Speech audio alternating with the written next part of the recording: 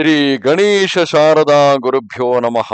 ರಾಮಾಯ ರಾಮಭದ್ರಾಯ ರಾಮಚಂದ್ರಾಯ ವೇಧಸೆ ರಘುನಾಥಾಯ ನಾಥಾಯ ಸೀತಾಯ ಪತೆಯೇ ನಮಃ. ಶ್ರೋತೃಗಳಿಗೆ ಶ್ರೀಮದ್ ವಾಲ್ಮೀಕಿ ರಾಮಾಯಣ ಸುಂದರಕಾಂಡದ 46ನೆಯ ಸರ್ಗಕ್ಕೆ ಸ್ವಾಗತ.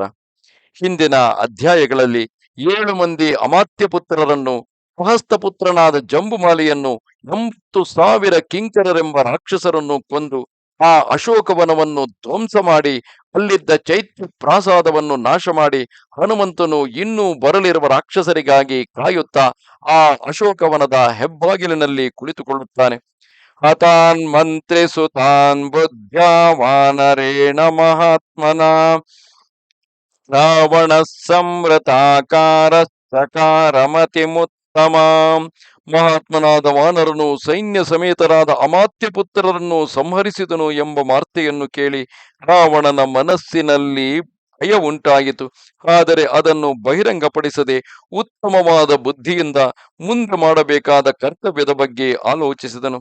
ಸವಿರೂಪಾಕ್ಷ ಯೂಪಾಕ್ಷೌ ದುರ್ಧರಂ ಚೈವ ರಾಕ್ಷಸಂ ಪ್ರಘಸಂಭಾಸ ಕರ್ಣಂಚ ಪಂಚಸೇನಾಗ್ರನಾಯಕ ಸಂಧಿ ದೇಶ ದಶಗ್ರೀವೋ ವೀರಾನ್ ನಯ ವಿಶಾರದಾನ್. ಬಳಿಕ ವಿರೂಪಾಕ್ಷ, ಯೂಪಾಕ್ಷ, ದುರ್ಧರ, ಪ್ರಘಸ, ಭಾಸಕರ್ಣ ಎಂಬ 5 ಪ್ರಮುಖ ಸೇನಾ ನಾಯಕರನ್ನು ಕರೆಸಿದನು. ಅವರೆಲ್ಲರೂ ಮಹಾವೀರರು, ರಣನೀತಿ ಕೋವಿದರು, ಮಾರುತಿಯನ್ನು ಬಂಧಿಸಲಿಕ್ಕಾಗಿ ಉತ್ಸಾಹಿಗಳು, ವಾಯು ವೇಗದಿಂದ ಹೋರಾಡುವವರು ಆಗಿದ್ದರು. ಅವರಿಗೆ ದಶಕಂಠನು ಹನುಮಂತನಲ್ಲಿ ಯುದ್ಧ ಮಾಡಲಿಕ್ಕಾಗಿ ಆಜ್ಞಾಪಿಸುತ್ತಾ ಇಂತೆಂದನು. ಯಾತ ಸೇನಾಗ್ರಗಾ ಸರ್ವೇ ಮಹಾಬಲ ಪರಿಗ್ರಹಾ ಸವಾಜಿರಥ ಮಾತಂಗಾ ಸಕಪೇಕ್ಷಾಶ್ಚಾಸ್ಯತಾಮಿತಿ ಯತ್ರೈಶ್ಚ ಖಲು ಭಾವ್ಯಂ ಸ್ಯಾತ್ ಸಮಾಸಾಧ್ಯವನಾಲಯಂ ಕರ್ಮ ಚಾಪಿ ಸಮಾಧೇಯಂ ದೇಶಕಾಲ ವಿರೋಧಿನಾಂ. ಎಲೈ ಸೇನಾಪತಿಗಳೇ, ನೀವೆಲ್ಲರೂ ಗಜ ರಥ ಗಜ ತುರಗ ಪದಾತಿಗಳಿಂದೊಡಗೂಡಿದ ಮಹಾ ಸೈನ್ಯದೊಂದಿಗೆ ಹೋಗಿ ಆ ಕಾಡು ಕಪಿಯನ್ನು ಬಂಧಿಸಿರಿ ಎಂದು ರಾವಣನು ಅಪ್ಪಣೆ ಕೊಟ್ಟನು. ಆ ವಾನರನ ಬಳಿ ಹೆಚ್ಚಾದ ಜಾಗರೂಕರಾಗಿರಬೇಕು, ದೇಶ ಕಾಲಕ್ಕನುಕೂಲವಾಗಿ ವರ್ತಿಸಬೇಕೆಂದು ಎಚ್ಚರಿಸಿದನು. ನಖ್ಯಹಂ ತಂ ಕಪಿಂ ಮನ್ಯೇ ಕರ್ಮಣ ಪ್ರತಿತರ್ಕಯನ್ ಸರ್ವಥಾ ತನ್ಮಹದ್ಭೂತಂ ಮಹಾಬಲ ಪರಿಗ್ರಹಂ ವಾನರೋಯಮಿತಿ ಜ್ಞಾತ್ವಾ ನಹಿ ಶುದ್ಧತಿ ಮೇ ಮನಃ ನೈವಾಹಂ ತಂ ಕಪಿಂ ಮನ್ಯೇ ಯಥೇಯಂ ಪ್ರಸ್ತುತಾ ಕಥಾ. ಯುದ್ಧ ಸಾಮರ್ಥ್ಯವನ್ನು ನೋಡಿದಾಗ ಅದೊಂದು ಸಾಮಾನ್ಯ ಕಪಿ ಎಂದು ಅನಿಸುವುದಿಲ್ಲ. ಅವನು ಮಹಾ ಪರಾಕ್ರಮಿಯಾದ ಒಂದು ಪ್ರಾಣಿಯೇ ಆಗಿದ್ದಾನೆ. ಅದು ಕಪಿ ಎಂದು ತಿಳಿದ ಮೇಲಂತೂ ನನ್ನ ಮನಸ್ಸು ಹೆಚ್ಚು ಕಳವಳಗೊಂಡಿದೆ. ನನಗೆ ತಿಳಿದಿರುವ ವಿವರಣೆಯಂತೆ ಅದು ಸಾಮಾನ್ಯ ಕಪಿ ಇರಲಾರದು. ಭವೇದಿಂದ್ರೇಣ ವಾ ಸೃಷ್ಟಮಸ್ಮದರ್ಥಂ ತಪೋಬಲಾತ್ ಸನಾಗಯಕ್ಷ ಗಂಧರ್ವಾ ದೇವಾಸುರ ಮಹರ್ಷಯಃ ಯುಷ್ಮಾಭಿಃ ಸಹಿತೈಃ ಸರ್ವೈರ್ ಮಯಾ ಸಹ ವಿನಿರ್ಜಿತಾಃ ನೈರವಶ್ಯಂ ವಿಧಾತವ್ಯಂ ವ್ಯಲೀಕಂ ಕಿಂಚಿದೇವನಃ. ದೇವೇಂದ್ರನೇನಾದರೂ ತನ್ನ ತಪೋಬಲದಿಂದ ಇಂತಹ ಮಹಾಪ್ರಾಣಿಯೊಂದನ್ನು ಸೃಷ್ಟಿಸಿ ನನ್ನ ವಿನಾಶಕ್ಕಾಗಿ ಕಳಿಸಿರಬಹುದೇ? ಹಿಂದೆ ನಾನು ನಿಮ್ಮೆಲ್ಲರ ಜೊತೆಗೂಡಿ ಅನೇಕ ಸಲ ದೇವತೆಗಳೊಡನೆ ಯುದ್ಧಕ್ಕೆ ಹೋಗಿ ಗಂಧರ್ವ, ಯಕ್ಷ, ನಾಗ, ದೇವಾಸುರ ಮಹರ್ಷಿಗಳು ಮುಂತಾದವರನ್ನು ಪರಾಜಯಗೊಳಿಸಿರುವೆನು. ಈಗ ಅವರೆಲ್ಲರೂ ಸೇರಿ ನನಗೆ ಅಹಿತವಾಗುವಂತಹ ಕಾರ್ಯವನ್ನು ಅವಶ್ಯವಾಗಿ ಮಾಡಿರಬೇಕು. ಯಾತ ಸೇನಾಗ್ರಗಾ ಸರ್ವೇ ಮಹಾಬಲ ಪರಿಗ್ರಹಾ ಸವಾಜಿರಥ ಮಾತಂಗಾ ಸಕಪಿಷ್ಯಾಸ್ಯತಾಮಿತಿ ತದೇವ ನಾತ್ರ ಸಂದೇಹ ಪರಸಹ್ಯ ಪರಿಗೃಹ್ಯತಾಂ ನಾವಮಾನ್ಯೋ ಭವದ್ಭ್ಯಸ್ತ ಹರಿರ್ಧೀರ ಪರಾಕ್ರಮಃ. ಅವರೇ ಈ ಕಪಿಯನ್ನು ಕಳಿಸಿರಬೇಕು, ಇದರಲ್ಲಿ ಸಂಶಯವೇ ಇಲ್ಲ. ಆದ್ದರಿಂದ ನೀವೆಲ್ಲರೂ ಈಗಲೇ ಹೋಗಿ ಆ ಕಪಿಯನ್ನು ಬಲ ಪ್ರಯೋಗದಿಂದ ಬಂಧಿಸಿರಿ. ಇವನನ್ನು ಈ ಇಂದ್ರನೇ ಕಳಿಸಿದುದರಲ್ಲಿ ಸಂದೇಹವೇ ಇಲ್ಲ. ಹೇಗಾದರೂ ಇವನನ್ನು ಬಂಧಿಸಿರಿ. ಆ ವಾನರನು ಧೀರನು ಪರಾಕ್ರಮಿಯೂ ಆಗಿರುವನು. ಅವನನ್ನು ಎಷ್ಟು ಮಾತ್ರಕ್ಕೂ ಸಾಮಾನ್ಯನೆಂದು ಪರಿಗಣಿಸಬಾರದು. ದೃಷ್ಟಾ ಹಿ ಹರಯಃ ಪೂರ್ವಂ ಮಯಾ ವಿಪುಲ ವಿಕ್ರಮಾಃ ವಾಲಿ ಚ ಸಹ ಸುಗ್ರೀವೋ ಜಾಂಬವಾಂಶ್ಚ ಮಹಾಬಲಃ ನೀಲಸೇನಾಪತಿಶ್ಚೈವ ಯೇ ಚಾನ್ಯೇ ದ್ವಿವಿಧಾದಯಃ ನೈವಂ ತೇಷಾಂ ಗತಿರ್ಭೀಮಾ ನ ತೇಜೋ ನ ಪರಾಕ್ರಮಃ ನ ಮತಿರ್ನ ಬಲೋತ್ಸಾಹಃ ನ ರೂಪ ಪರಿಕಲ್ಪನಂ ಮಹತ್ಸತ್ವಮಿದಂ ಜ್ಞೇಯಂ ಕಪಿರೂಪಂ ವ್ಯವಸ್ಥಿತಂ. ನಾನು ಇದುವರೆಗೆ ಅತುಲ ಬಲ ಪರಾಕ್ರಮಿಗಳಾದ ಅನೇಕ ವಾನರರನ್ನು ನೋಡಿರುವೆನು. ವಾಲಿ, ಸುಗ್ರೀವ, ಮಹಾಬಲಶಾಲಿಯಾದ ಜಾಂಬವಂತ, ಸೇನಾಪತಿಯಾದ ನೀಲ, ದ್ವಿವಿಧ ಮೊದಲಾದವರೆಲ್ಲರನ್ನೂ ನೋಡಿದ್ದೇನೆ. ಅವರಲ್ಲಿ ಇಂತಹ ಭಯಂಕರವಾದ ಗಮನ, ತೇಜಸ್ಸು, ಪರಾಕ್ರಮ, ಬುದ್ಧಿಬಲ, ಉತ್ಸಾಹ ಶಕ್ತಿ, ಕಾಮರೂಪ ಧಾರಣ ಶಕ್ತಿ ನನಗೆ ಕಂಡು ಬಂದಿಲ್ಲ. ಇವನು ವಾನರ ರೂಪದಿಂದಿರುವ ಒಂದು ಮಹಾ ಪ್ರಾಣಿ ಎಂದೇ ಭಾವಿಸುತ್ತೇನೆ.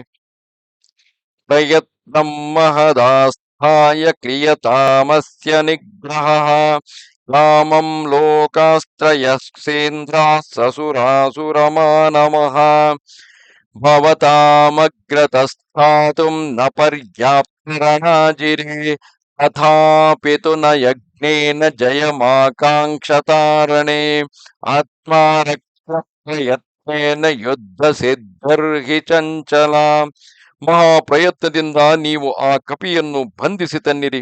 ಇಂದ್ರನಾಗಲಿ, ಸುರಾಸುರರಾಗಲಿ, ಮಾನವರಾಗಲಿ, ಮೂರು ಲೋಕಗಳೇ ಆಗಲಿ ಯುದ್ಧದಲ್ಲಿ ನಿಮ್ಮೆದುರಿಗೆ ನಿಲ್ಲಲು ಸಮರ್ಥರಲ್ಲ. ಹಾಗಿದ್ದರೂ ಯುದ್ಧ ನೀತಿಯನ್ನು ತಿಳಿದವನು ಹಾಗೂ ವಿಜಯಾಕಾಂಕ್ಷಿಯಾದವನು ಪ್ರಯತ್ನ ಪೂರ್ವಕವಾಗಿ ತನ್ನನ್ನು ಮೊದಲು ಕಾಪಾಡಿಕೊಳ್ಳಬೇಕು. ಯುದ್ಧ ಸಿದ್ಧಿರ್ಹಿ ಚಂಚಲ ಅಂದರೆ ಯುದ್ಧದಲ್ಲಿ ಜಯವು ಯಾವಾಗಲೂ ಅನಿಶ್ಚಿತವಲ್ಲವೇ. ತೇ ಸ್ವಾಮಿ ವಚನಂ ಸರ್ಪೇ ಪ್ರತಿಗೃಹ್ಯ ಮಹೋಜಸಃ ಸಮುತ್ಥೇತುರ್ಮಹಾದೇಗ ಹುತಾಶ ಸಮತೇಜಸಃ. ಹೆಚ್ಚಾದ ಬಲ ಪರಾಕ್ರಮಿಗಳಾದ ಆ ರಾಕ್ಷಸ ವೀರರೆಲ್ಲರೂ ತಮ್ಮ ಒಡೆಯನ ಅಪ್ಪಣೆಯನ್ನು ಪಡೆದು ಅಗ್ನಿಯ ತೇಜಸ್ಸಿನಿಂದ ಮಹಾವೇಗದಿಂದ ಮುಂದಕ್ಕೆ ಸಾಗಿದರು. ರಥರ್ಮತ್ಯೈಶ್ಚ ವಿಜಾತಂಗೈರ್ವಾಜಿಭಿಶ್ಚ ಮಹಾಜವೈಃ ಶಸ್ತ್ರೈಶ್ಚ ವಿವಿಧೈಸ್ತೀಕ್ಷ್ಣೈ ಸರ್ವೈಸ್ತೋಪಜಿತಾ ಬಲೈಃ.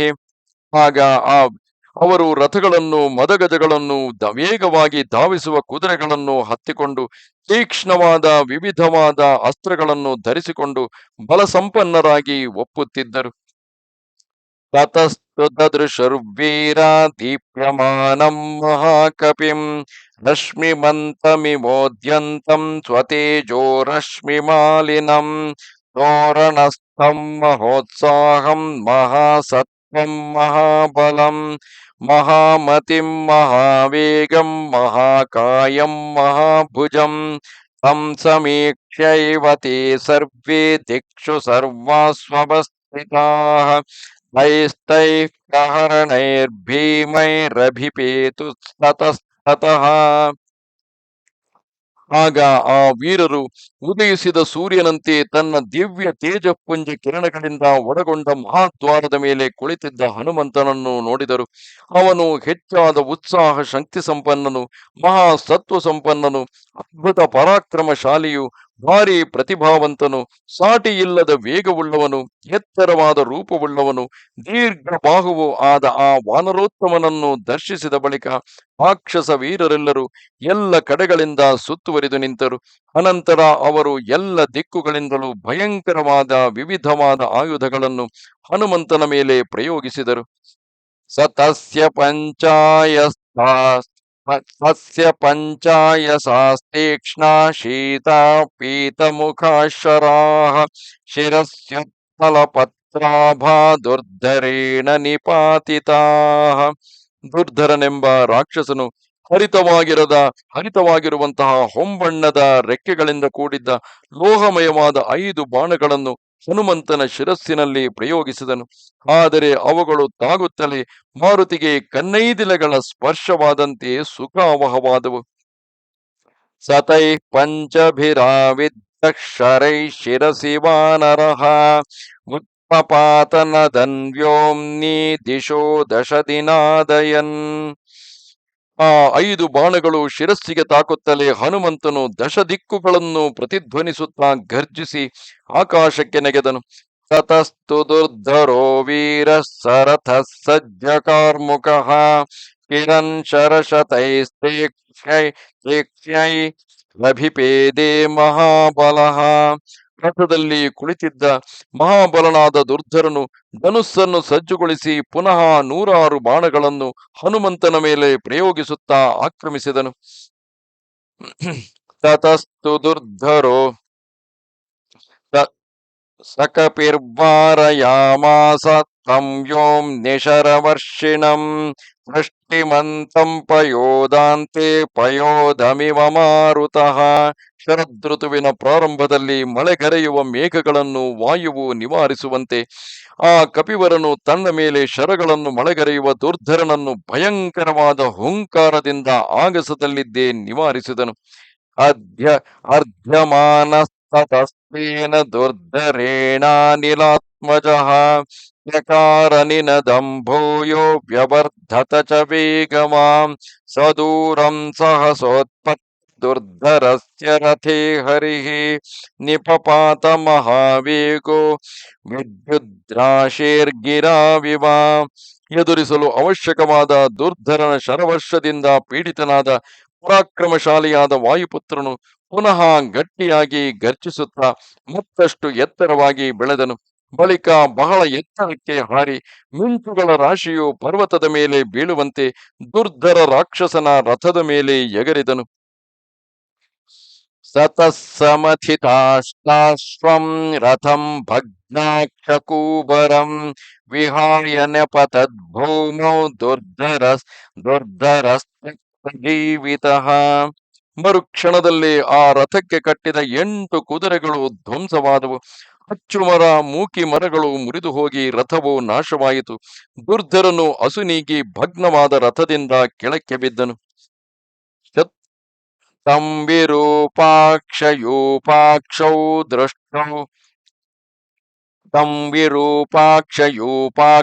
ದೃಷ್ಟ್ವಾ ನಿಪತಿತಂ ಭುವಿ ಸಂಜಾತರೋಷೌ ದುರ್ಧರ್ಷಾವ್ಯುತ್ಪೀತತುರರಿಂದಮೌ.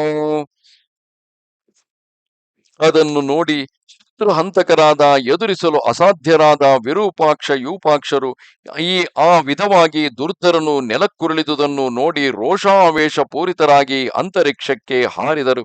ಸಾತಾಭ್ಯಾಂ ಸಹಸೋತ್ಪತ್ತ ನಿಷ್ಠಿತೋ ವಿಮಲೇಂಬರೆ ಮುದ್ಗರಾಭ್ಯಾಂ ಮಹಾಬಾಹುರ್ಭಕ್ಷಸ್ಯಭಿಹತ ಕಪಿಃ. ಅತಿ ವೇಗದಿಂದ ಆಕಾಶಕ್ಕೆ ಹಾರಿದ ಆ ರಾಕ್ಷಸ ಯೋಧರಿಬ್ಬರು ನಿರ್ಮಲಾಕಾಶದಲ್ಲಿ ನಿಂತಿದ್ದ ಮಹಾಬಾಹುವಾದ ಆ ಕಪಿವರನ ವಕ್ಷಸ್ಥಳವನ್ನು ಮುದ್ಗರಾಯುಧದಿಂದ ಪ್ರಹರಿಸಿದರು. ತಯೋರ್ವೇಗವತೋರ್ವೇಗಂ ವಿನಿಹತ್ಯ ಮಹಾಬಲಃ ನಿಪಪಾತ ಪುನರ್ಭೂಮೌ ಸುಪರ್ಣ ಸಮವಿಕ್ರಮಃ ಸಸಾಲ ವೃಕ್ಷಮಾಸಾದ್ಯ ಸಮುತ್ಪಾತ್ಯ ಚ ವಾನರಃ ಆವುಭೌ ರಾಕ್ಷಸೌ ವೀರೌ ಜಘಾನಪವನಾತ್ಮಜಃ. ಮಹಾಬಲಶಾಲಿಯು ವಾಯುಸುತನೂ ಆದ ಮಾರುತಿಯು ಮಹಾಬಲಶಾಲಿಗಳಾದ ಅವರಿಬ್ಬರ ಪ್ರಹಾರವನ್ನು ನಿಷ್ಫಲಗೊಳಿಸುತ್ತಾ ಗರುಡನು ಭೂಮಿಯಲ್ಲಿದ್ದ ಸರ್ಪವನ್ನು ವೇಗವಾಗಿ ಎತ್ತಿಕೊಂಡು ಹೋಗುವಂತೆ ಒಂದು ಸಾಲವೃಕ್ಷವನ್ನು ಬುಡಸಹಿತ ಕಿತ್ತುಕೊಂಡು ಅದರಿಂದಲೇ ಆ ಇಬ್ಬರು ರಾಕ್ಷಸ ಸೇನಾಪತಿಗಳನ್ನು ಸಂಹರಿಸಿದನು. ಅಂದರೆ ಆ ವಿರೂಪಾಕ್ಷ ಯೂಪಾಕ್ಷರನ್ನು ಸಂಹರಿಸಿದನು. ಗತಸ್ತಾಂ ಸ್ತ್ರೀನ್ ಹತಾನ್ ಜ್ಞಾತ್ವಾ ವಾನರೇಣ ತರಸ್ವಿನಾ ಅಭಿಪೇದೆ ಮಹಾವೇಗ ಪ್ರಸಹ್ಯ ಪ್ರಘಸೋ ಹರಿಂ. ವೇಗವಂತನಾದ ಹನುಮಂತನ ಕೈಯಲ್ಲಿ ದುರ್ಧರನೇ ಮೊದಲಾದ 3 ರಾಕ್ಷಸರು ಹತರಾದುದನ್ನು ನೋಡಿ ಬಲಿಷ್ಠನೂ ಮಹಾವೇಗಶಾಲಿಯೂ ಆದ ಪ್ರಘಸನು ಅಟ್ಟಹಾಸದಿಂದ ನಗುತ್ತಾ ಹನುಮಂತನ ಬಳಿಗೆ ಸಾರಿದನು. ಭಾಸಕರ್ಣ ಸಂಕ್ರುದ್ಧ ಶೂಲಮಾದಾಯ ವೀರ್ಯವಾನ್ ಏಕತಃ ಕಪಿಶಾರ್ದೂಲಂ ಯಶಸ್ವಿನಮವಸ್ಥಿತಂ. ಮತ್ತೊಂದು ಕಡೆಯಿಂದ ಪರಾಕ್ರಮಶಾಲಿಯಾದ ಭಾಸಕರ್ಣನು ಶೂಲವೆತ್ತಿಕೊಂಡು ಪರಮ ಕ್ರುದ್ಧನಾಗಿ ಕಪಿಶಾರ್ದೂಲನಾದ ಹನುಮಂತನ ಬಳಿಗೆ ಹೋದನು. ೇನ ಶಿತಾಗ್ರೇಣ ಪ್ರಘಸ ಪ್ರತ್ಯಪೋಥಯತ್ ಭಾಸಕರ್ಣಸ್ತಶೂಲೇನ ರಾಕ್ಷಸ ಕಪಿಸತ್ತಮಂ. ಹರಿತವಾದ ಅಗ್ರಭಾಗವುಳ್ಳ ಪಟ್ಟಿಷವೆಂಬ ಆಯುಧದಿಂದ ಪ್ರಗಸನು ಹನುಮಂತನನ್ನು ಪ್ರಹರಿಸಿದನು. ಮತ್ತೊಂದು ಕಡೆಯಿಂದ ಭಾಸಕರ್ಣನು ಚೂಪಾದ ಶೂಲದಿಂದ ತಿವಿದನು. ಸತಾಭ್ಯಾಂ ವಿಕ್ಷತೈರ್ಗತ್ರೈರಸ್ರಗ್ಧತನೂರುಹ ಅಭವದ್ವಾನರಕ್ತಿದ್ವೋ ಬಾಲಸೂರ್ಯ ಸಮಪ್ರಭಃ. ಆ ಇಬ್ಬರು ರಾಕ್ಷಸ ಯೋಧರ ಆಯುಧಗಳಿಂದ ಗಾಯಗೊಂಡ ಹನುಮಂತನ ಶರೀರವೆಲ್ಲ ರಕ್ತ ಸಿಕ್ತವಾಯಿತು. ಆಗ ಪರಮ ಕ್ರುದ್ಧನಾದ ವಾನರೋತ್ತಮನು ಬಾಲಸೂರ್ಯನ ಪ್ರಭೆಯಂತೆ ವಿರಾಜಿಸುತ್ತಿದ್ದನು. ಸಮುತ್ಪಾಟ್ಯಗಿರೇ ಶೃಂಗಂ ಸಮೃಗವ್ಯಾರಪಾದಪಂ ಜಘಾನ ಹನುಮಾನ್ ವೀರೋ ರಾಕ್ಷಸೌ ಕಪಿಕುಂಜರಃ ಗಿರಿಶೃಂಗಸು ನಿಷ್ಪಿಷ್ಟೌ ತಿಲತಿಲಶಸ್ತೌ ಬಭೂವತುಃ. ಕಪಿಶ್ರೇಷ್ಠನು ವೀರನೂ ಆದ ಹನುಮಂತನು ಪರಮ ಕ್ರುದ್ಧನಾಗಿ ಮೃಗಗಳಿಂದಲೂ ವಿಷಜಂತುಗಳಿಂದಲೂ ವೃಕ್ಷಗಳಿಂದಲೂ ನಿಬಿಡವಾಗಿದ್ದ ಪರ್ವತ ಶಿಖರವೊಂದನ್ನು ಕಿತ್ತು ಪ್ರಗಸ ಮತ್ತು ಭಾಸಕರ್ಣರ ಮೇಲೆ ಪ್ರಹರಿಸಿದನು. ಪರ್ವತ ಶಿಖರದಿಂದ ಅರೆಯಲ್ಪಟ್ಟ ಆ ಇಬ್ಬರು ರಾಕ್ಷಸರು ಎಳ್ಳಿನ ಹಿಂಡಿಯಂತಾದರು. ತತಸ್ತೇಷ್ವಸನ್ನೇಷು ಸೇನಾಪತಿಷು ಪಂಚಸು ಬಲಂ ತದವಶೇಷಂ ಚ ನಾಶಯಾಮಾಸ ವಾನರಃ. ಹೀಗೆ ಹನುಮಂತನು 5 ರಾಕ್ಷಸ ಸೇನಾಪತಿಗಳನ್ನು ಸಂಹರಿಸಿದ ಬಳಿಕ ಕಡೆಯಲ್ಲಿ ಅಳಿದುಳಿದಿದ್ದ ಎಲ್ಲ ರಾಕ್ಷಸ ಸೈನಿಕರನ್ನು ಸಂಹರಿಸಿದನು. ಅಶ್ವೈರಶ್ವಾನ್ ಗಜೈರ್ನಾಗಾನ್ ಯೋಧೈರ್ಯೋಧಾನ್ ರಥೈರಥಾನ್ ಸಕಪಿರ್ನಾಶಯಾಮಾಸ ಸಹಸ್ರಾಕ್ಷ ಇವಾಸುರಾನ್. ಆ ಕಪಿವರನು ಕುದುರೆಗಳಿಂದ ಕುದುರೆಗಳನ್ನು, ಆನೆಗಳಿಂದ ಆನೆಗಳನ್ನು, ರಥಗಳಿಂದ ರಥಗಳನ್ನು, ಪದಾತಿಗಳಿಂದ ಪದಾತಿಗಳನ್ನು ಪರಸ್ಪರ ಅಪ್ಪಳಿಸಿ ದೇವೇಂದ್ರನು ಅಸುರರನ್ನು ಕೊಂದಂತೆ ಎಲ್ಲರನ್ನೂ ಕೊಂದು ಮುಗಿಸಿದನು. ಹತೈರ್ನಾಗೈಶ್ಚತುರಗೈ ಭಗ್ನಾಕ್ಲೈಸ್ತಮಹಾರಥೈಃ ಹತೈಶ್ಚ ರಾಕ್ಷಸೈರ್ಭೂಮಿರುದ್ಧಮಾರ್ಗಾ ಸಮಂತತಃ. ಸತ್ತು ಬಿದ್ದಿರುವ ಆನೆಗಳಿಂದ, ಕುದುರೆಗಳ ಕಳೇಪರಗಳಿಂದ, ಚೂರು ಚೂರಾಗಿ ಚೆಲ್ಲಾಪಿಲ್ಲಿಯಾಗಿ ಬಿದ್ದಿರುವ ಮಹಾರಥಗಳ ತುಂಡುಗಳಿಂದ, ಹತರಾದ ರಾಕ್ಷಸರ ಶವಗಳಿಂದ ಆ ರಣಭೂಮಿಯು ತುಂಬಿ ಹೋಗಿ ಎಲ್ಲ ದಾರಿಗಳು ಮುಚ್ಚಿ ಹೋದವು. ತತಃ ಕಪಿಸ್ತಾನ್ ಧ್ವಜನೀಪತೀನ್ ರಣೇ ನಿಹತ್ಯ ವೀರಾನ್ ಸಬಲಾನ್ ಸವಾಹನಾನ್ ತದೇವ ವೀರ ಪರಿಗೃಹ್ಯ ತೋರಣಂ ಕೃತಕ್ಷಣಕಾಲ ಇವ ಪ್ರಜಾಕ್ಷಯೇ. ಮಹಾವೀರನಾದ ಆ ಹನುಮಂತನು ಭಾರಿ ಬಲಶಾಲಿಗಳಾದ ಸೇನಾಪತಿಗಳನ್ನು, ಅವರ ರಥಾಶ್ವ ಗಜ ಪದಾತಿ ಸೈನ್ಯವನ್ನು ಸಂಗ್ರಾಮ ರಂಗದಲ್ಲಿ ಸಂಹರಿಸಿದ ಬಳಿಕ ಮಹಾದ್ವಾರವನ್ನು ಸೇರಿ ಪ್ರಳಯ ಕಾಲದಲ್ಲಿ ಜಗತ್ತನ್ನೇ ನುಂಗುವ ಮೃತ್ಯು ದೇವತೆಯಂತೆ ಅವನು ಶತ್ರುಗಳನ್ನು ಎದುರು ನೋಡುತ್ತಾ ಕುಳಿತನು. ಇತ್ಯಾರ್ಷೇ ಶ್ರೀಮದ್ ರಾಮಾಯಣೇ ವಾಲ್ಮೀಕಿಯೇ ಆದಿಕಾವ್ಯೇ ಸುಂದರಕಾಂಡೇ ಷಟ್ಚತ್ವಾರಿಂಶ ಸರ್ಗಃ.